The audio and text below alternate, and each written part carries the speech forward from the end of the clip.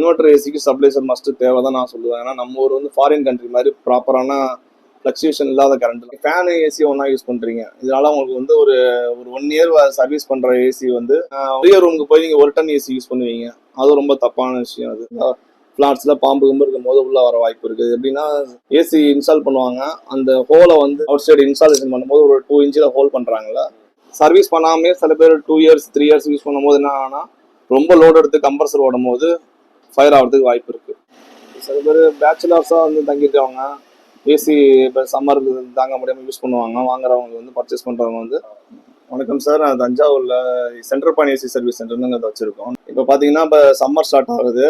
இப்போ ஏசியெல்லாம் எல்லாமே ரொம்ப நாளாக ஆஃப் பண்ணி வச்சிருப்பீங்க வின்டர் சீசனால். இப்போ ஸ்டார்ட் பண்ணுவீங்க, ஏசி ஆன் பண்ணலான்னு ஸ்டார்ட் பண்ணுவீங்க. ஏசி ஆன் பண்ணும்போது சர்வீஸ் பண்ணாமல் ஆன் வச்சுருக்கீங்க. அது என்ன நடக்கும்னா ஏசி அப்படியே டஸ்ட்டு ஃபார்ம் ஆகி ஃபுல்லாக நீங்கள் ஃபேனை யூஸ் பண்ணிட்டனால டஸ்ட்டு ஃபார்ம் ஆகி அப்படியே உட்காந்துருக்கு ஏசியில்.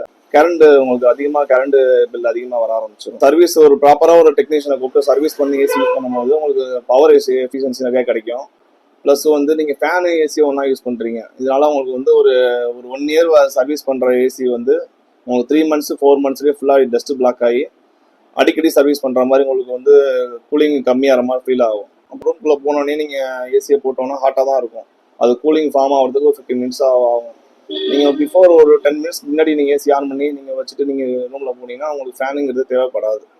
அப்போ ஃபுல் லோடு கம்ப்ரஸர் ஓடிட்டு இருக்கும்போது உங்களுக்கு வந்து ப்ராப்ளம்ஸ் கிரியேட் ஆகும்.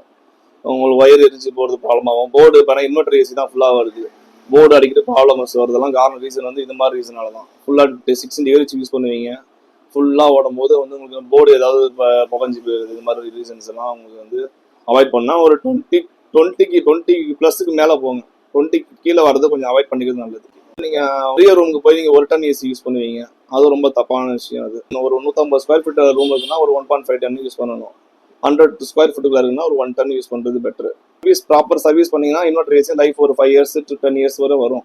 இன்வெர்டர் ஏசிக்கு ஸ்டெபிலைசர் மஸ்ட் தேவை தான் நான் சொல்லுவேன். ஏன்னா நம்ம ஊர் வந்து ஃபாரின் கண்ட்ரி மாதிரி ப்ராப்பரான ஃப்ளக்சுவேஷன் இல்லாத கரண்ட் நம்ம தான் நமக்கு தேவையில்லை. நம்ம ஊரில் ஃப்ளக்சுவேஷன் அப் டவுன் ஆகும்போது ஸ்டெபிலைசர் போடுறது வந்து ஸ்டெபிலைசரோட ப்ரைஸ் ஒரு 2000 இருக்குன்னா அது நம்ம சர்வீஸ் கூட பண்ணிக்கலாம் போயிடுச்சுன்னா ஸ்டெபிலைசர். இப்போ ஏசிங்கும் போது உங்களுக்கு வந்து அடிச்சிச்சுன்னா உங்களுக்கு வந்து அந்த போர்டு இன்வெர்டர் ஏசி போலாம் வந்து டக்குன்னு உங்களுக்கு கிடச்சிடாது. அதை ஆர்டர் பண்ணி வரதுக்கு ஒரு 15 days 20 days ஆகும். ஆனால் ப்ராப்பர் நாலேஜ் இருந்தால் கரெக்டாக ஓப்பன் பண்ணி தெரிஞ்சு க்ளோஸ் பண்ணுறது தெரிஞ்சா இருந்தால் ஒரு 1 மந்த்துக்கு ஒன்ஸ் நீங்கள் அந்த ஃபில்டரை க்ளீன் பண்ணி வாஷ் பண்ணி போட்டிங்கன்னா போதும்.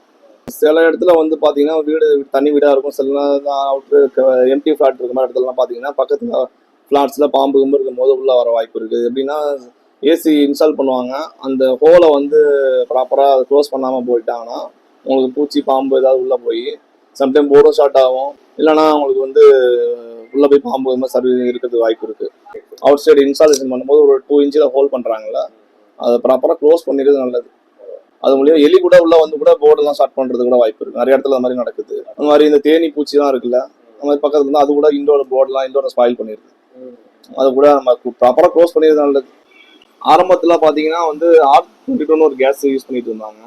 அந்த கேஸ் நான் ஃப்ளேமபிள் கேஸ் தான். ஆனால் இப்போ பார்த்தீங்கன்னா R32 வந்து ஃப்ளேமபிள் கேஸ் தான். பட் வந்து இந்த குளோபல் வார்முக்காண்டி கவர்மெண்ட்டாக வந்து இந்த வேர்ல்டு லெவலில் இந்த கேஸை கொண்டு வந்துட்டாங்க.